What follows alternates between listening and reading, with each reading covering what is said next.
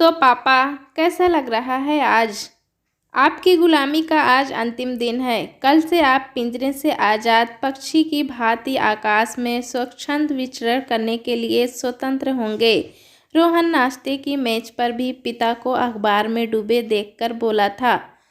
कहाँ बेटे, जीवन भर पिंजरे में बंद रहे पंछी के पंखों में इतनी शक्ति कहाँ होती है कि वो स्वच्छंद विचरण करने की बात सोच सके। अरविंद लाल मुस्कुरा दिए थे। पिछले 35 साल से घर से सुबह खाने का डब्बा लेकर निकलने और शाम को लौटने की ऐसी आदत पड़ गई है कि रिटायर शब्द से भी डर लगता है। कोई बात नहीं पापा, 1-2 दिन बाद आप अपने नए जीवन का आनंद लेने लगेंगे, कहकर रोहन हंस दिया। मैं तो नई नौकरी ढूंढ रहा हूँ, कुछ जगहों पर साक्षात्कार भी दे चुका हूँ। मुझे कोई पेंशन तो मिलेगी नहीं। नई नौकरी से हाथ में 4 पैसे भी आएंगे और साथ ही समय भी कट जाएगा। क्या कह रहे हैं पापा? जीवन भर खटने के बाद क्या ये आपकी नौकरी ढूंढने की उम्र है? ये समय तो पोते पोतियों के साथ खेलने और अपनी इच्छा अनुसार जीवन जीने का है, रोहन ने बड़े लाड से कहा था। मैं सब समझ गया बेटे। रिटायर होने के बाद तुम मुझे अपना सेवक बनाकर रखना चाहते हो। अरविंद लाल का स्वर अचानक तीखा हो गया था। पापा, आपके लिए मैं ऐसा कभी कैसे सोच सकता हूँ? बेटे, आज घर घर की यही कहानी है। बूढ़े माता पिता को किसी गिनती में है ही नहीं। बच्चों को स्कूल से लाना ले जाना, सब्जी भाजी से लेकर सारी खरीदारी कर यही तो कर रहे हैं सब। आजकल अधिकतर वृद्ध सुबह की सैर के समय मेरे मित्र यही सब बताते होंगे, पर हर परिवार की परिस्थितियां अलग अलग होती हैं। आपको ऐसा कुछ करने की कतई ज़रूरत नहीं है। कल से आप अपनी इच्छा के मालिक होंगे। जब मन में आए सोइए, जब मन में आए उठिए। आपकी दिनचर्या में कोई खलल नहीं डालेगा, मैं ये आपको विश्वास दिलाता हूँ। पर कृपया फिर से नई नौकरी ढूंढने के चक्कर में मत पड़िए, रोहन ने कितनी विनती की। अरविंद जी कोई उत्तर देते इससे पहले ही बहू मोना आ खड़ी हुई और अपने पति की ओर देखकर बोली, चले क्या, देर हो रही है? हाँ चलो, मुझे भी आज जल्दी पहुंचना है।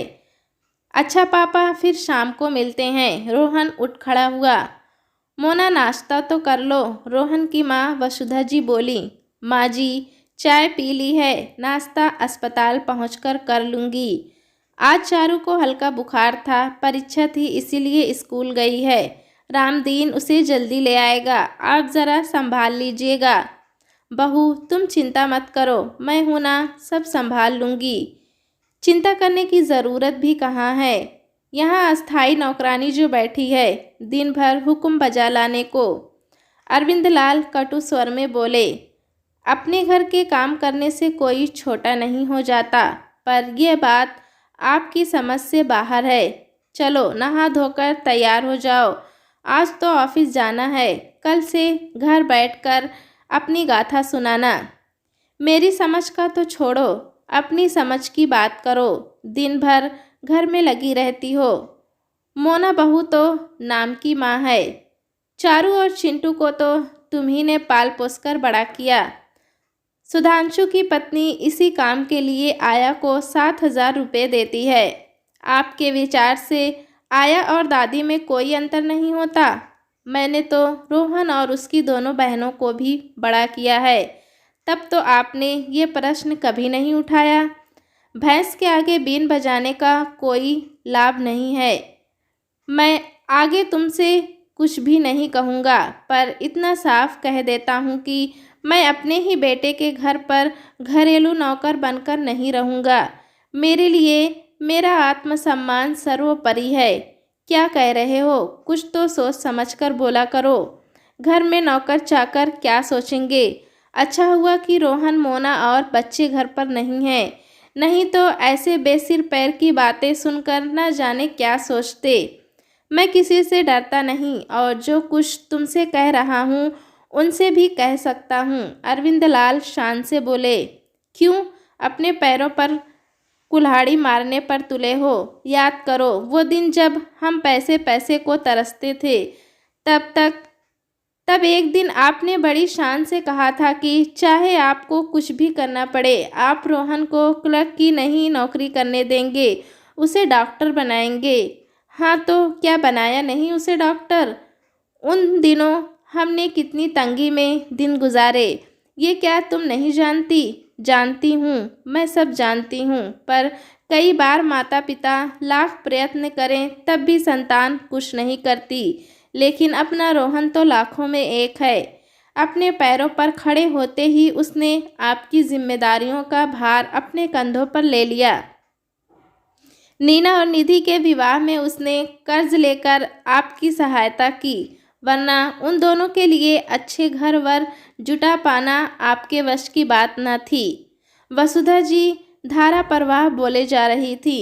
तुम्हें तो पुत्र मोह ने अंधा बना दिया है।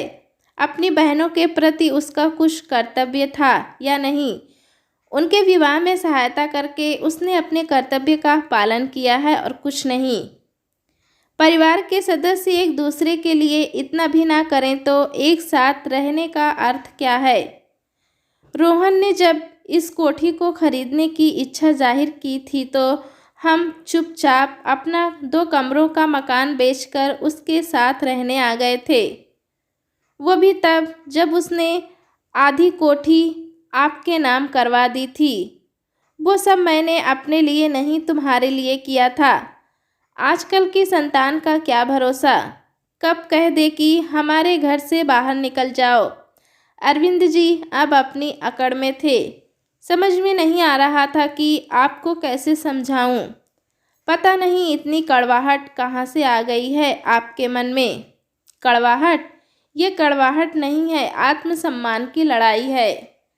माना तुम्हारा रोहन बहुत प्रसिद्ध डॉक्टर हो गया है, दोनों पति पत्नी मिलकर खूब पैसा कमा रहे हैं, पर वे मुझे नीचा दिखाएं ये या अपने रुतबे का रौब दिखाएं तो मैं यह सह नहीं पाऊंगा।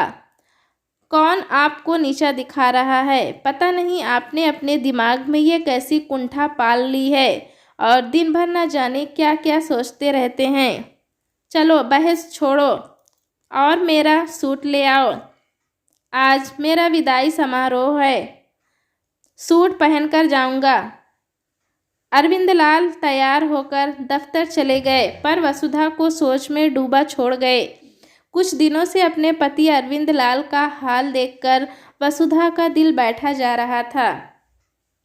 जितनी देर वे घर में रहते एक ही राग आलापते कि अपने आत्मसम्मान की रक्षा के लिए अपनी जान की बाजी लगा देंगे।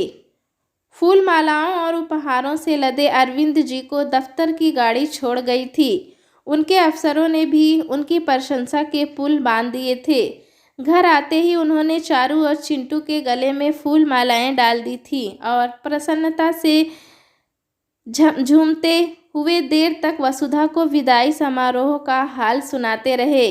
दादाजी घूमने चलो ना, आइसक्रीम खाएंगे। उन्हें अच्छे मूड में देखकर बच्चे ने जिद लगा ली थी।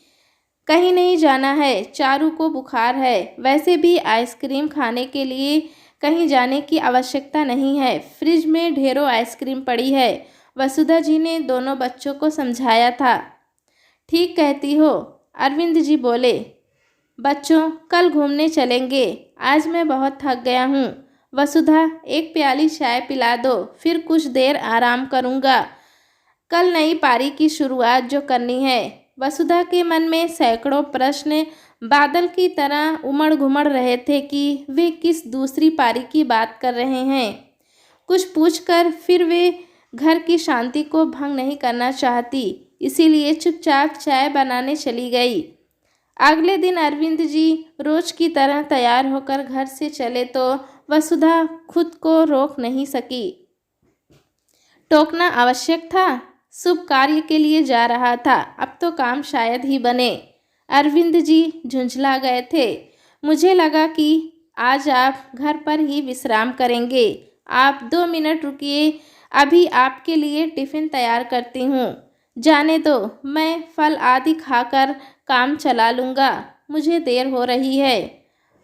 पापा कहाँ गए? नाश्ते की मेज पर रोहन पूछ बैठा था। वे तो रोज की तरह ही घर से निकल गए। कह रहे थे कि किसी आवश्यक कार्य से जाना है। माँ, आप उन्हें समझाती क्यों नहीं कि उन्हें फिर से काम ढूंढने की कोई आवश्यकता नहीं है।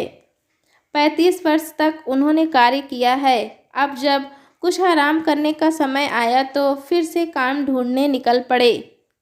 क्या कहूँ बेटे, मैं तो उन्हें समझा समझा कर थक गई हूँ। सुबह की सैर पर साथ जाने वाले मित्रों ने उनके मन में ये बात अच्छी तरह बिठा दी है कि अब घर में उनको कोई नहीं पूछेगा। बात बात में यही कहते हैं कि अपने आत्मसम्मान पर आँच नहीं आने देंगे। उनके आत्मसम्मान पर चोट करने का प्रश्न ही कहाँ है माँ। घर में आराम से रहें, अपनी इच्छा अनुसार जीवन जिएं। इस विषय पर बहुत कहा सुनी हो चुकी है। मैंने तो अब किसी प्रकार की बहस न करने का निर्णय लिया है, पर मन ही मन मैं बुरी तरह डर गई हूँ। इसमें डरने की क्या बात है माँ? इसी तरह तनाव में रहें तो अपनी सेहत चौपट कर लेंगे। वसुधा जी रो पड़ी थीं। चिंता मत करो माँ, सेवानिवृत्ति के समय कई लोग इस तरह के तनाव के शिकार हो जाते हैं। रोहन ने माँ को समझाया। अरविंद जी दोपहर को घर आए तो देखा रोहन खाने की मेज पर अपनी माँ से कुछ बातें कर रहा था। माँ बेटे के बीच क्या खाना फूसी हो रही है? मेरे विरुद्ध कोई साजिश तो नहीं हो रही? वे थके होने पर भी मुस्कुराए थे। हो तो रही है, हम सबको आपसे बड़ी शिकायत है। रोहन मुस्कुराया था। ऐसा क्या कर दिया मैंने? कल आपका विदाई समारोह था। आप सपरिवार आमंत्रित थे, पर आप अकेले ही चले गए। माँ तक को साथ नहीं ले गए, हमसे पूछा तक नहीं। क्या कह रहे हो रोहन? इन्हें सपरिवार बुलाया गया था? वसुधा चौंकी थी। पूछ लो ना, पापा सामने ही तो बैठे हैं। मुझे तो इनके सहकर्मी मनोज ने आज सुबह अस्पताल आने पर बताया।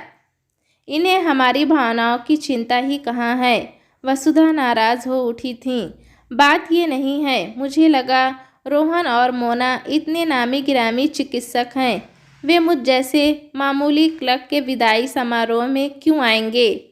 वसुधा सदा पूजा पाठ और चारू व चिंटू के साथ व्यस्त रहती है, इसीलिए मैं किसी से कुछ कहे सुने बिना अकेले ही चला गया था।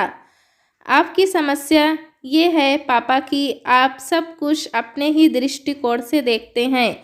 खुद को बार बार साधारण क्लर्क कहकर आप केवल खुद को नहीं, मेरे पिता को अपमानित करते हैं, जिन्होंने इसी नौकरी के बलबूते पर मेहनत और ईमानदारी से अपने परिवार का पालन पोषण किया है। साथ ही आप उन हजारों लोगों का अपमान भी करते हैं जो इस तरह की नौकरियों से अपनी जीविका कमाते हैं। रोहन का आरोप सुनकर कुछ क्षणों के लिए अरविंद जी ठगे से रह गए थे। कोई उनके बारे में इस तरह भी सोच सकता है, ये उनके लिए एक नई बात थी। उनकी आंखों से आंसू टपकने लगे थे। क्या हुआ पापा, आप रो क्यों रहे हैं? तभी नीना और निधि आ खड़ी हुई। मैं क्या बताऊं, पापा से ही पूछ लो ना। रोहन हंसा था, पर अरविंद जी ने चटपट आंसू पोंछ लिए थे। तुम दोनों कब आई? उन्होंने नीना और निधि से अचरज से पूछा था। ये दोनों अकेली नहीं, सब परिवार आई हैं, वो भी मेरे निमंत्रण पर। कल कुछ और अतिथि भी आ रहे हैं। क्या कह रहे हो? मेरी समझ में तो कुछ नहीं आ रहा है। कल कौन सा पर्व है? कल हम अपने पापा के रिटायर होने का फंक्शन मना रहे हैं। ये सब क्या है? हमारे परिवार में इस तरह के किसी आयोजन की कोई परंपरा नहीं है। परंपराएं बदली जा सकती हैं। हमने कल की पार्टी में आपके सभी सहकर्मियों को भी आमंत्रित किया है। नीना, निधि, इनके हाथों से ये फाइल ले लो। पूछो आज दोपहर तक कहाँ भटकते रहे? रोहन ने अरविंद जी की फाइल की ओर इशारा किया। नीना ने पिता के हाथ से फाइल ले ली। इसमें तो डिग्रियां और पापा का बायोडाटा है। ये क्या पापा, आप फिर से नौकरी ढूंढ रहे हैं? नीना और निधि आश्चर्यचकित पास आ खड़ी हुई थीं। चलो चाय नाश्ता लग गया है। तभी मोना ने आकर सबका ध्यान बटाया। लाओ यह फाइल मुझे दो, मैं इसे ताले में रखूँगा। रोहन उठते हुए बोला। चलो उठो, मुंह हाथ धो लो, सब चाय पर प्रतीक्षा कर रहे हैं। वसुधा जी ने भरे गले से कहा। इतना सब हो गया और तुमने मुझे हवा भी नहीं लगने दी। अरविंद जी ने उलाहना देते हुए पत्नी से पूछा। मुझे भी कहाँ पता था, मुझे तो कोई भी कुछ बताता ही नहीं, ना तुम ना तुम्हारे बच्चे। पर मेरे आत्मसम्मान की चिंता किसे है भला, वसुधा नाटकीय अंदाज में बोली थी। अरविंद बाबू सोचते रह गए थे। वसुधा शायद ठीक ही कहती है, परिवार की धुरी है वो, पर कभी किसी बात का रोना नहीं रोया। ये तो केवल वही थे जो आत्मसम्मान के नाम पर इतने आत्म केंद्रित हो गए थे कि कोई दूसरा नज़र ही नहीं आता था। न जाने मन में कैसी कुंठाएं पाल ली थी उन्होंने। दोस्तों, कहानी कैसी लगी हमें कमेंट में ज़रूर बताएं। चैनल पे नए हैं तो एक लाइक और सब्सक्राइब करना ना भूलें।